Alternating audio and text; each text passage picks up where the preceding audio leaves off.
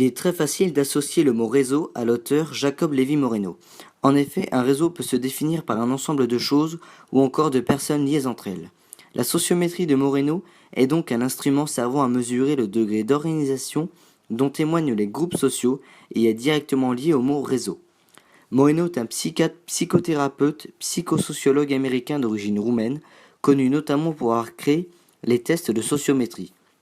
Ces derniers sont des études quantitatives et des représentations graphiques de la structure affective d'un groupe qui reposent sur les choix préférentiels à l'intérieur de cette structure. En effet, si l'on prend une classe scolaire pour exemple, que l'on pourrait comparer à un groupe social, nous pouvons apercevoir que chaque élève de cette classe aura une étiquette bien définie sur son importance et sur son influence ou non au sein du groupe.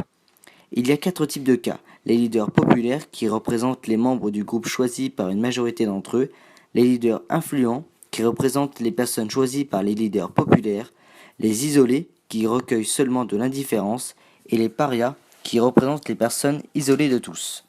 Dans notre cas, nous allons analyser la constitution des groupes de travail au sein de cette classe. Au départ, tous les élèves sont mélangés les uns avec les autres, sans distinction possible.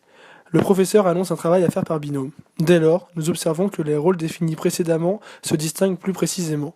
Sur le schéma, nous pouvons remarquer les leaders influents caractérisés par les pions rouges, les leaders populaires par les pions verts, les isolés par les couleurs bleues et les parias par les couleurs jaunes.